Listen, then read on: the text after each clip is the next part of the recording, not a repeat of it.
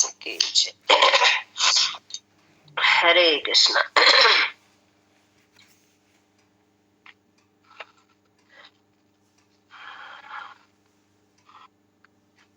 श्लोक अध्याय 8 है और पेज नंबर है 73 पे।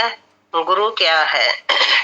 कार्पन दोष पहते सवे भावा परछा में तमाम धर्म समय मूढ़ चित यछिया शयान निश्चित बुरही तन में शीसे सते अहम साधे माम तमाम परपनम। हरे कृष्णा माता जी। हरे कृष्णा माता जी, इससे जो पहला पैराग्राफ है ना, गुरु बनाना कोई फैशन मात्र नहीं है, यहाँ से पढ़ना है।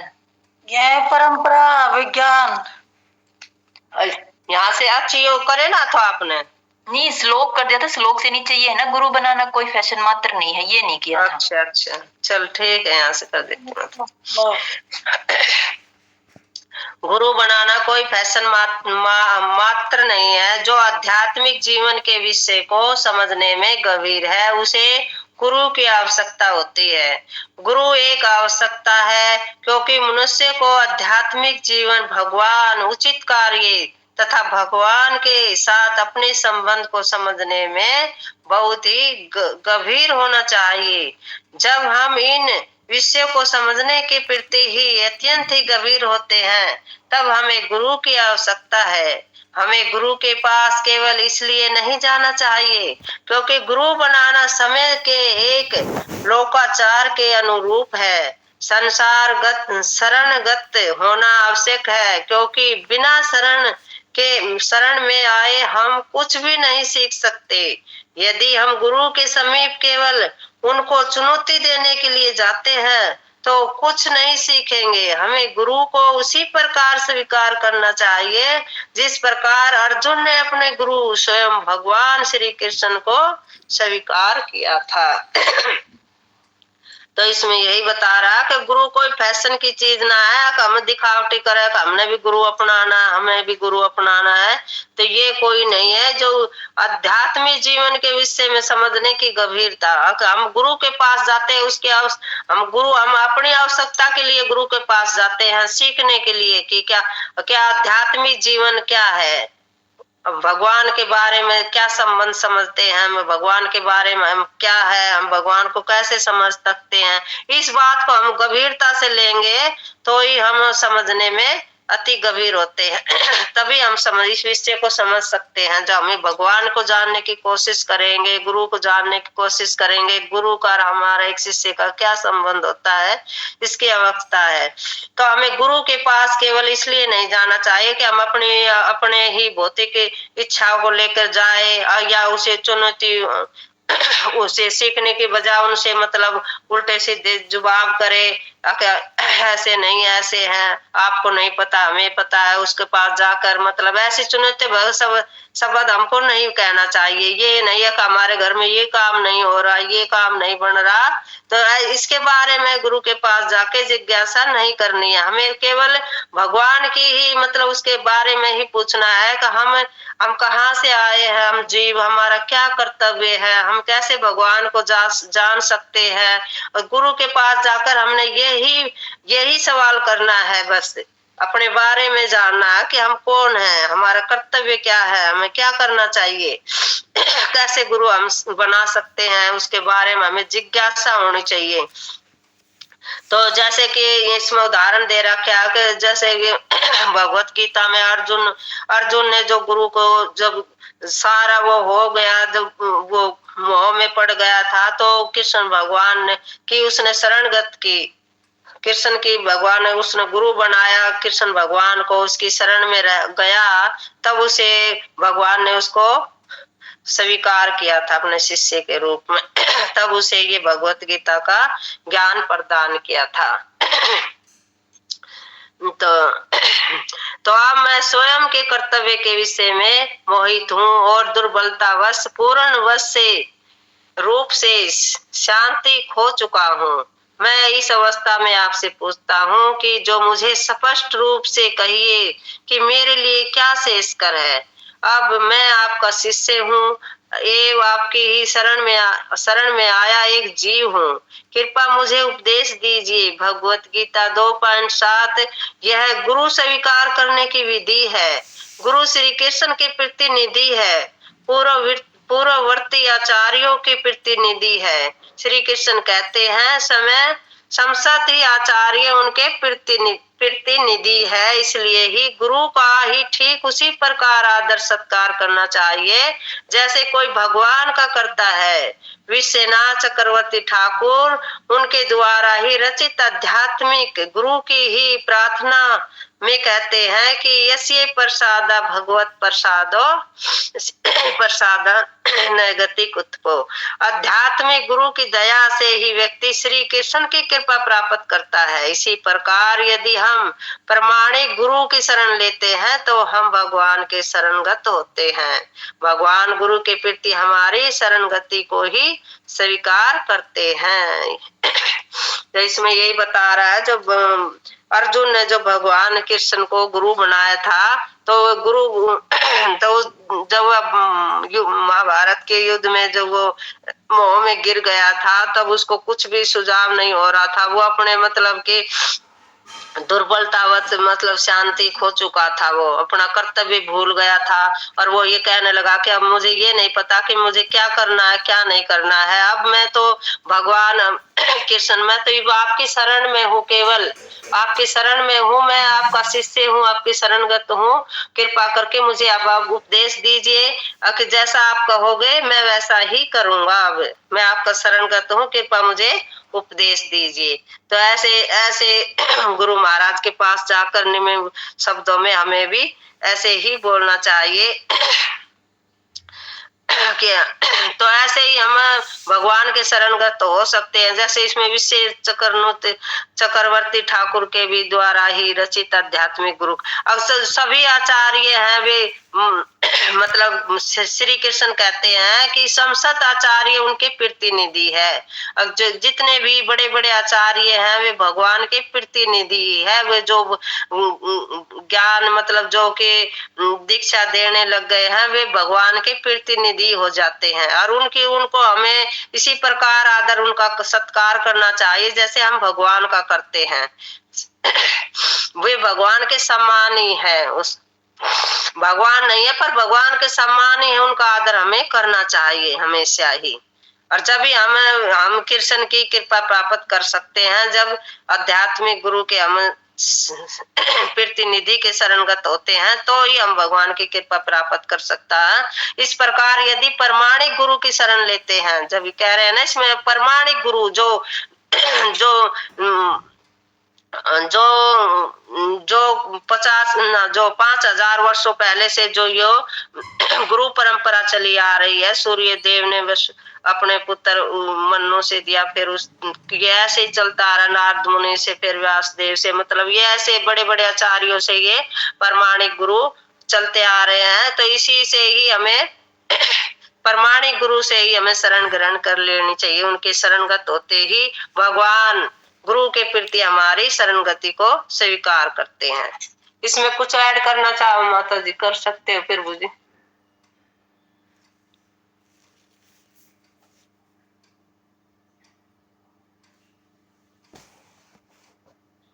सीमा माता जी अनम्यूट कीजिए। हरे कृष्ण प्रभु जी, मैं बोली हाँ आप ही कुछ थोड़ा सा ऐड कर दो, 7:30 हो गए थोड़ा सा है ना, जल्दी जल्दी। बस यही कहा गया माता जी यहाँ पे कि जो गुरु हैं वो भगवान के प्रतिनिधि होते हैं। प्रतिनिधि मतलब अगर भगवान कभी खुद स्वयं नहीं आते अपना संदेश देने के लिए तो अपने प्रतिनिधि यानी कि अपने जो प्रतिनिधि है उसको भेज देते हैं, जो उनके संदेश को एज इट इज़ हमारे सामने रखते हैं, हमें उनका ज्ञान प्रदान करते हैं। जैसे गुरु हैं, गुरु महाराज जो गुरु होते हैं वो आचार्य हैं, ये सब हमारे जो भगवान के प्रतिनिधि होते हैं, हम तक वो भगवान के संदेश को पहुंचाते हैं और उनका सम्मान उसी तरह करना चाहिए जैसे हम भगवान का सम्मान करते हैं और उनके आदेशों का पालन करना चाहिए। बस यही है माता जी। हरे कृष्णा। हरे कृष्णा प्रभु जी। भगवत गीता 18.66 में श्री कृष्ण शिक्षा देते हैं, सर्वधर्म परित्यज्य माम क्यम ही शरणम व्रजेहि अहम तवम सर्व पापेभ्यो मोक्षयिष्यामि मा शुचः। सब प्रकार के धर्मों को त्याग कर एकमात्र मेरी शरण ग्रहण करो, मैं संपूर्ण पापों के फलों से तुम्हारी रक्षा करूंगा। अतः भयभीत न हो। कोई तर्क करता है कृष्ण कहाँ है, मैं उनकी शरण लूंगा, पर ऐसा नहीं होता। विधि यह है कि पहले हम कृष्ण के प्रतिनिधि की शरण लेते हैं, इसके पश्चात कृष्ण की शरण ली जाती है। इसलिए यह कहा गया है साक्षात धर्मेतन संसत शास्त्रे, गुरु भगवान के समान ही है। जब हम गुरु की वंदना करते हैं तब भगवान की वंदना होती है, क्योंकि हम भगवत भावना भावित बनने का प्रयत्न कर रहे हैं।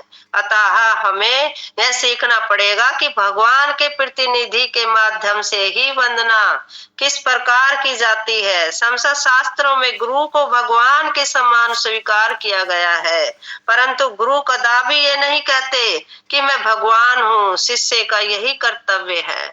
तो इसमें यही बता रहे हैं कि भगवान श्री कृष्ण भी कहते हैं कि जो ये 66वां श्लोक में शिक्षा देते हैं कि आप कैसे भी धर्म में हो, नीच में हो, कुल में हो, राजा हो, फकीर हो, कैसा भी सब धर्मों को त्याग कर एकमात्र मेरी शरण में आ जाओ। मैं तुम कितने भी घनिष्ठ पाप क्यों न किए हो, मैं सब पापों से तुम्हारी रक्षा करूंगा।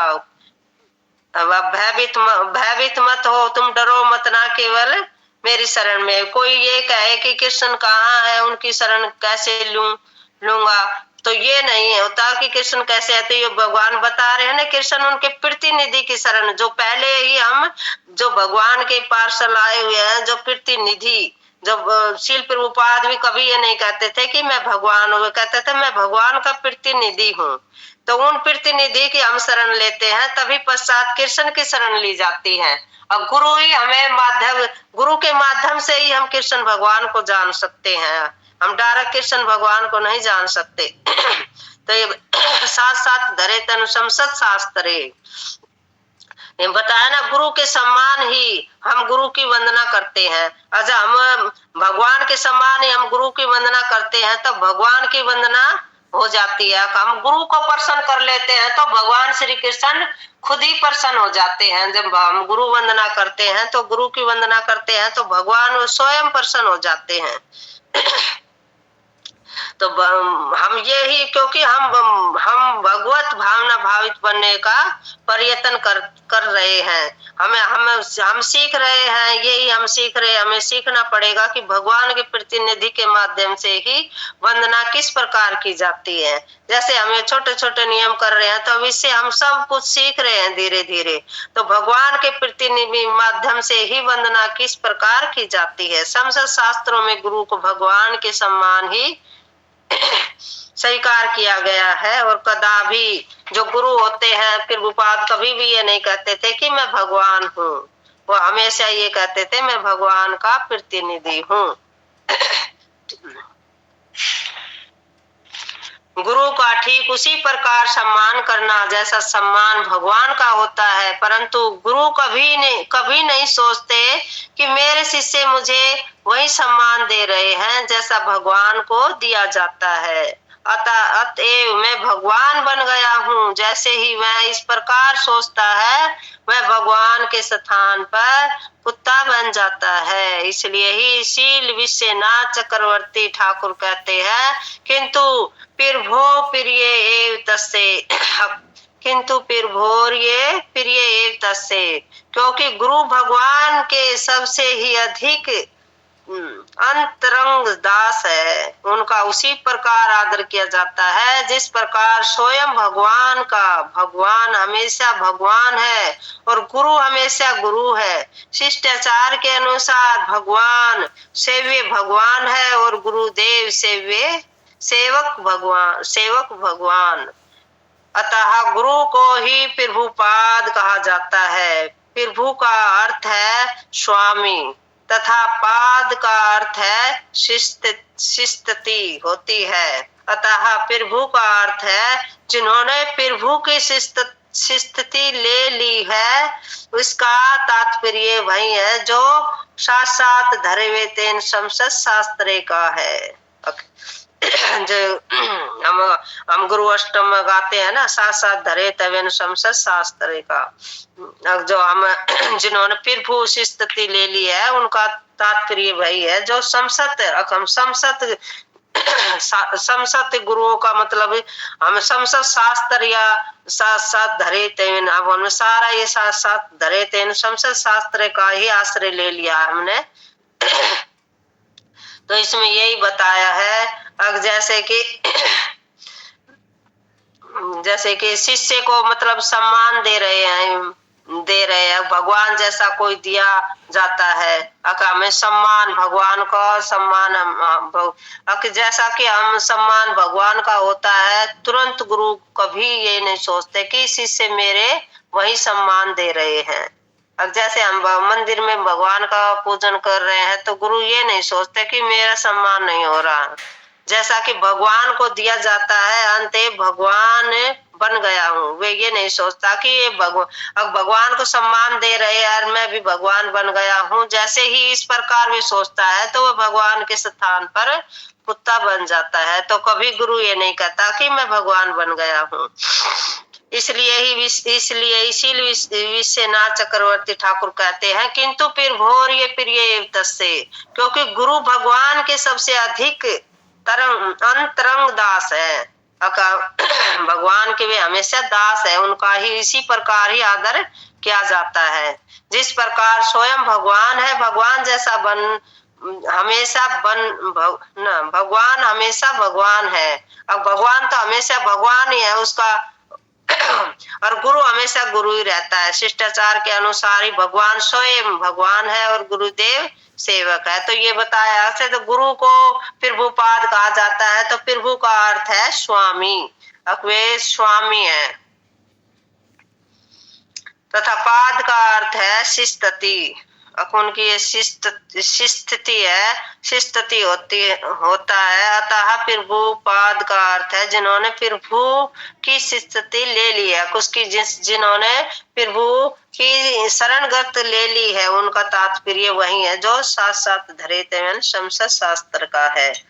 जब हम भगवत विज्ञान जानने के लिए गंभीर होते हैं तभी गुरु की आवश्यकता है। हमें केवल ही प्रदर्शन के लिए गुरु कभी नहीं बनाना चाहिए। जिस व्यक्ति ने गुरु की शरण ली है वह विवेक पूर्वक बोलता है, वह कभी भी अर्थहीन बात नहीं करता। प्रमाणिक गुरु को स्वीकार करने का यही लक्षण है।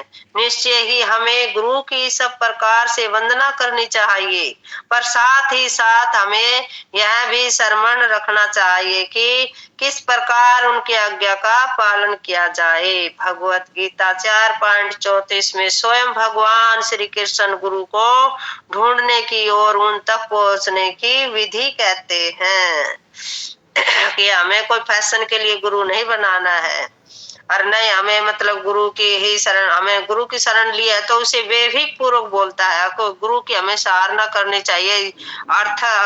अर्थहीन बातें हमें ऐसा अनाप शनाप गुरु के बारे में नहीं करना चाहिए। प्रमाणिक गुरु को स्वीकार करने का यही लक्षण है कि निश्चय ही हमें गुरु की सब प्रकार से ही वंदना करनी चाहिए। हमें गुरु की वंदना करनी चाहिए, हमें गुरु की बड़ाई करनी चाहिए। हमें गुरु मिला है तो उसके हम पद चिन्ह पर चले, हमें ऐसा करना चाहिए। हमें जैसे कि उसने आज्ञा दी है उसको हम पूरा कर सके। तो यही भगवत गीता में 4.34 में स्वयं भगवान गुरु को ढूंढने की कोशिश कर रहे हैं, विधि है।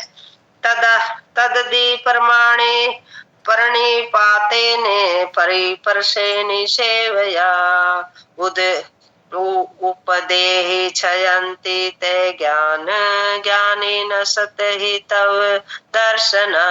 आध्यात्मिक गुरु का आश्रय लेकर सत्य को जानने का प्रयत्न करो।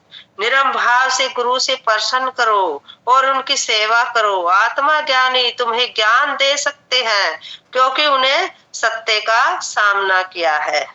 वो सत्य को जानते हैं। क्या कह रहे हैं इसमें, हमें गुरु के पास जाना है, उसका आश्रय लेना है, उसकी शरण ग्रहण करनी है, और नरम भाव से कति छोटा बनकर हमें भगवान गुरु के पास जाना है, और उससे ये प्रश्न करो कि उसकी सेवा करो। हमें उनसे प्रश्न भी करना है कि हम कहाँ से आए, हमारा क्या कर्तव्य है, और उनकी सेवा करो। आत्मा ज्ञानी तुम्हें ज्ञान देते हैं, क्योंकि उन्हें तो सारा ये तत्व दर्शन, उन्हें सब कुछ पढ़ रखा है, उन्हें सारा ज्ञान है, और वो सत्य को जानते हैं, तो ही हमारा मार्गदर्शन वो कर सकते हैं। प्रथम विधि है शरण गति में, एक से स्तर ही व्यक्ति को ढूंढकर ही इस अवस्था से उनकी शरण लेनी चाहिए। शास्त्रों का आदेश है कि गुरु बनाने के पूर्वक हमें उनका ही सावधानी पूर्वक ही ध्यान करना चाहिए, यह जानने के लिए कि हम उनके शरणगत हो सकते हैं या नहीं। हमें साहस केवल ही धर्मनतावश्य गुरु नहीं बनाना चाहिए, ऐसा करना अत्यंत है। गुरु को भी उस व्यक्ति का ही ध्यान रखना चाहिए जो उनका शिष्य बनना चाहता है। तो इसमें यही बता रहा है कि हमें शरणगत होना चाहिए गुरु को। ये नहीं है कि हमें व्यक्ति को ढूंढ कर अवस्थाएं उनकी शरण लेनी चाहिए। और शास्त्रों और जो भगवत गीता में जो शास्त्र है, भागवतम है, इनका हमें उपदेश पढ़ना भी चाहिए, और जो कुछ हम सीखते हैं उनको एक दूसरे को बताना भी चाहिए। और गुरु बनने के पूर्वक हमें उनका ही सावधानी पूर्वक ध्यान करना चाहिए। गुरु का हमें ध्यान करना चाहिए, जानने के लिए हमें उनके, क्योंकि हम उनके शरणगत हो सकते हैं या नहीं। तो ये ये धर्म गुरु नहीं बनाना चाहिए। हाँ, क्या हमें गुरु ही मतलब शिष्य को पहचान सकता है कि ये कौन मेरी शरण ग्रहण कर सकता है और कौन नहीं कर सकता। गुरु को उस व्यक्ति का ही ध्यान करना चाहिए जो उनका शिष्य बनना चाहता है। गुरु भी देखो, गुरु भी इसमें बता रहे हैं ना, गुरु भी हमारा ध्यान करते हैं। गुरु भी जान सकते हैं अपने योग बल से कि हम कौन शिष्य बनने के लायक है, कौन नहीं है। तो क्योंकि शिष्य उनके योग्य है अथवा नहीं, गुरु और शिष्य के बीच इसी विधि से संबंध स्थापित होते हैं। इसमें बताया ना, गुरु भी हमको जान लेते हैं कि कौन शिष्य योग्य है, कौन नहीं है, कौन संबंध हमारे साथ गुरु का संबंध इसलिए स्थापित होता है। पर प्रत्येक वस्तु दी हुई है, परंतु हमें विधि का ही गंभीरता पूर्वक पालन करना है। जो सारी विधि दे रखी है, 4 नियमों का पालन, ये सारी चीज हमें जो नियम को फॉलो करेंगे तो हम गंभीरता पूर्वक उसका पालन करना है हमें, तभी हम योग्य शिष्य बनने के प्रतिष्ठित किए जा सकते हैं। हम सारे नियम हम करेंगे, सुबह मंगल आरती जो हमें बताया गया है, शास्त्रों का अध्ययन, प्रभुपाद की बुक, ये हम सब करेंगे तो ही हम प्रतिष्ठित, तभी हम गुरु के योग्य हो सकते हैं। सर्वप्रथम हमें योग्य गुरु ढूंढना चाहिए, फिर उनसे संबंध स्थापित करके ही उनका अनुसरण करना चाहिए। इसके पश्चात ही हमारा जीवन सफल होगा, क्योंकि गुरु अंधकार में पड़े सच्चे शिष्य को प्रकाश दे सकता है। क्योंकि जो शिष्य है वे भौतिक संसार में अंधकार में ही पड़े हुए होते हैं, और जब गुरु के हम शरणगत लेते हैं तो गुरु हमें अंधकार में पड़े हुए शिष्य को प्रकाश की तरफ प्रकाश हमें दिखा सकते हैं। प्रत्येक मनुष्य धूर्त और मूर्ख उत्पन्न हुआ है। यदि हम विद्वान उत्पन्न होते हैं तो हमें पाठशाला जाने की आवश्यकता क्यों पड़ती है?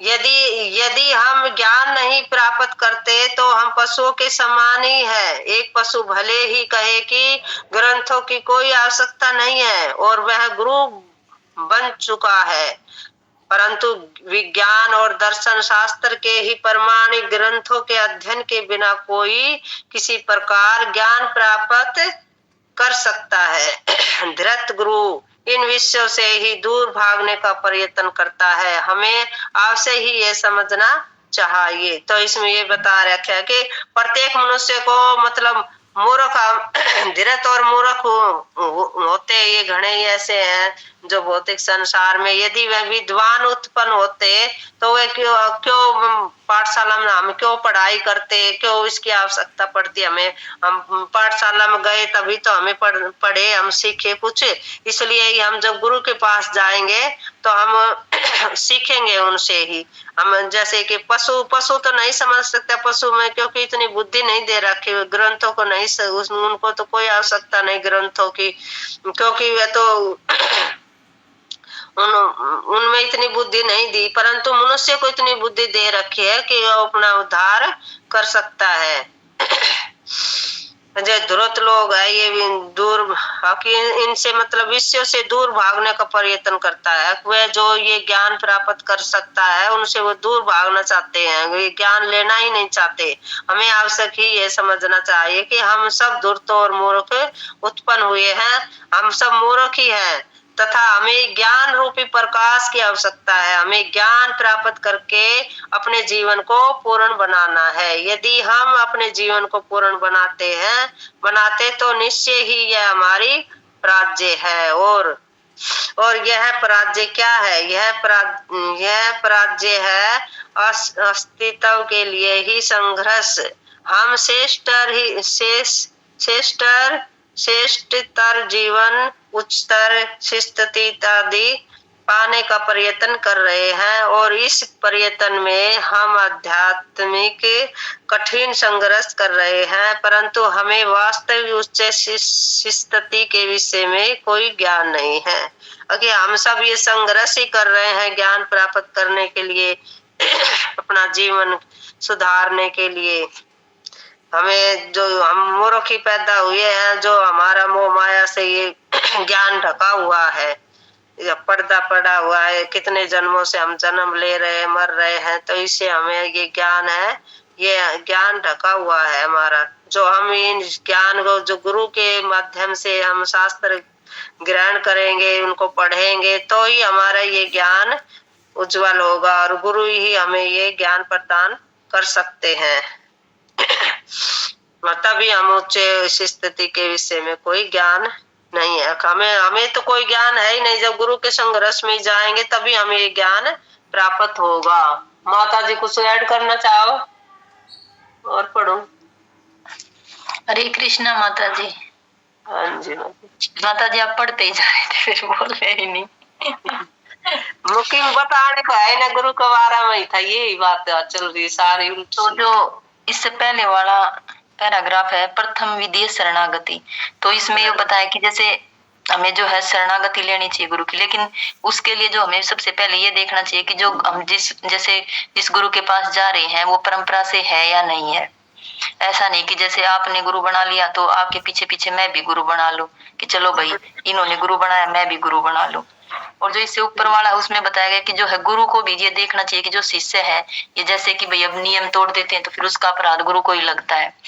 तो जो है ऐसे नहीं कि उनको भी जैसे ये हमारी परंपरा में है तो जो दीक्षा देते हैं तो वो जो है एक विधि के अनुसार देते हैं कि उनसे जो पहले 4 नियम 16 माला जो सब कुछ करता है उसके बाद दीक्षा देते हैं। लेकिन जो अन्य परंपराएं है या जो तथाकथित गुरु बस गए और 2-3 दिन में ही दीक्षा दे देते हैं। तो इसमें जो है ये है, इसमें यही बताया। और जो अभी आपने इससे ऊपर वाला कह रहा है कि जो प्रत्येक मनुष्य धूर्त और मूर्ख उत्पन्न हुआ है, तो जैसे जन्म से तो कोई ज्ञान लेकर पैदा नहीं हुआ है तो मूर्ख हुए, लेकिन इसके लिए हम जब स्कूल जाते हैं तो जब जाके हम थोड़ा सा जैसे पढ़ना लिखना हम सीखते हैं। और उसी प्रकार से जैसे जब हम गुरु बनाते हैं तो हम गुरु इसलिए बनाते हैं कि जो हम गुरु के पास हम जाकर जो वैदिक ज्ञान, हमारे जो शास्त्रों का ज्ञान है, जो आध्यात्मिक ज्ञान है, उसकी प्राप्ति के लिए हम गुरु बढ़ाते कि भाई गुरु के पास जाएंगे वो हमें ज्ञान देंगे। क्योंकि ये जैसे हमारी कृष्ण भावना में एक जब ये है, ये भी एक विद्यालय ही है हमारे लिए, क्योंकि इसमें भी हम पढ़ते जैसे, लेकिन इसमें आध्यात्मिक ज्ञान की प्राप्ति होती है। और जो भौतिक ज्ञान है वो हमें जो वैसे पाठशाला और स्कूल है उनमें हम जैसे पढ़ना लिखना सीखते हैं। लेकिन इसमें जो है हम जो कृष्ण भावनामृत है इसमें जो है हम आध्यात्मिक ज्ञान की प्राप्ति करते हैं कि जो है मनुष्य जो है हम पशु जीवन से मनुष्य जीवन तक कैसे आ सकते हैं, और उसके बाद जो फिर हम जैसे ब्राह्मण कैसे बन सकते हैं, वैष्णव बनने का वो सब जो प्रयत्न है वो इसमें हमारी परंपरा में बताया गया। हरे कृष्णा प्रभु जी, कुछ और आप ऐड कर दो। माता जी सब क्लियर ही हो गया वैसे सब कुछ। करो तो आगे फिर बुझे।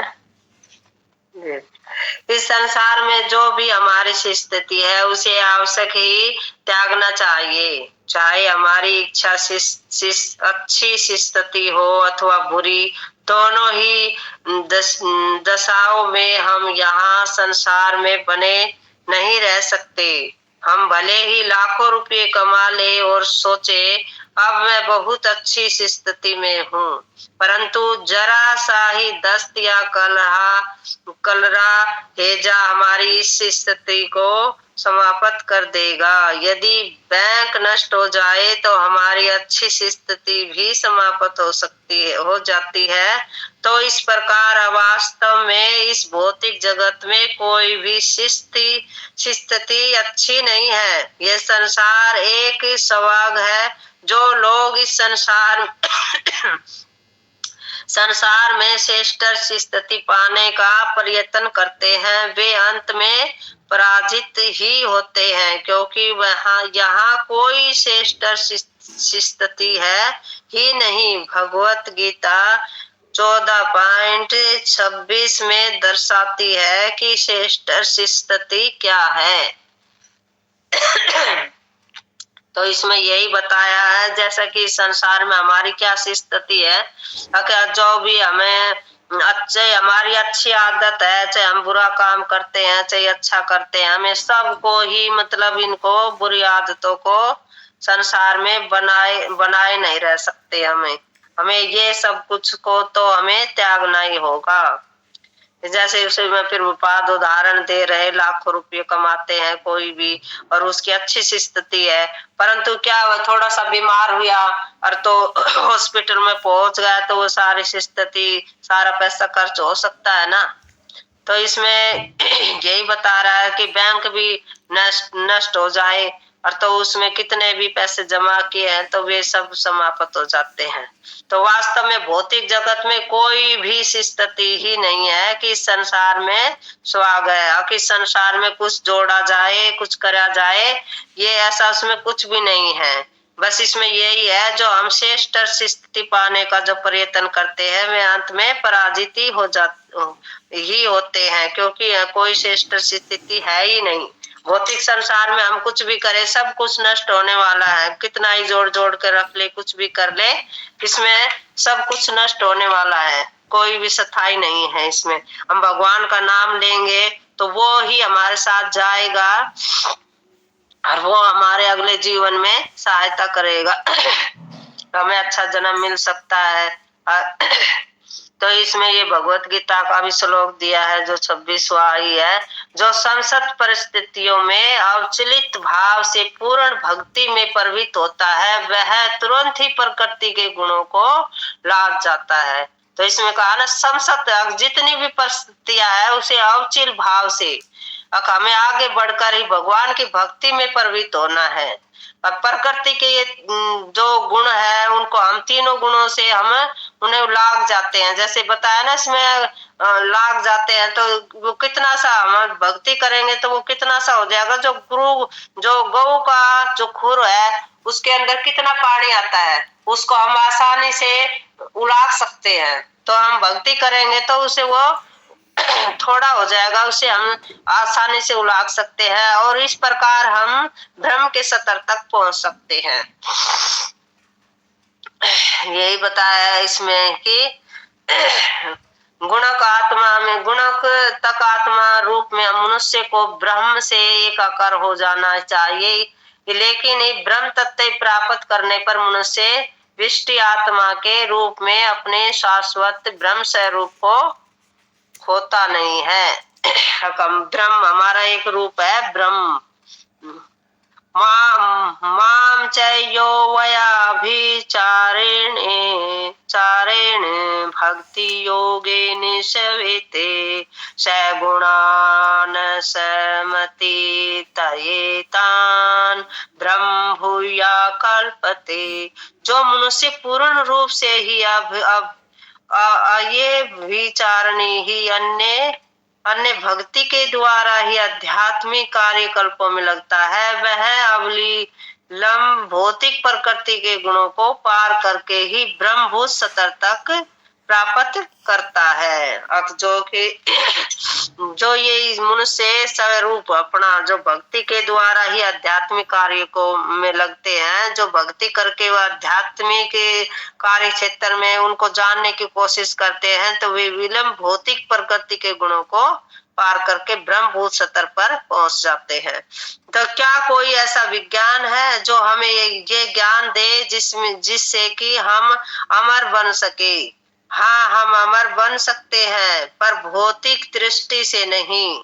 हम यह ज्ञान तथा कथित विद्यालयों में नहीं प्राप्त कर सकते, परंतु वैदिक ग्रंथों में यह ज्ञान है जिसके द्वारा हम अमर बन सकते हैं। यह अमरता हमारी श्रेष्ठ स्थिति है, न और जन्म और मृत्यु, न और वृद्धावस्था एवं न और रोग। इस प्रकार गुरु एक आध्यात्मिक महान उत्तरदायित्व स्वीकार करते हैं, तो उन्हें अपने शिष्य का अवश्य ही मार्गदर्शन करना चाहिए और वे पूर्ण स्थिति अर्थात अमरता प्राप्त करने का उपयुक्त अधिकारी बनाना चाहिए।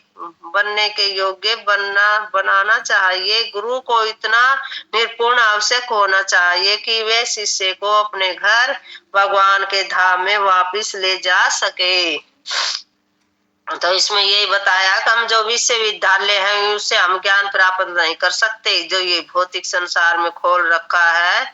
इससे तो हम पैसे कमाएंगे, अच्छी नौकरी मिलेगी हमें, और हम भौतिक संसार में ही मतलब दृष्टिकोण यही करते रहेंगे, और जो कि इनके द्वारा अमर नहीं बन सकते हम, परंतु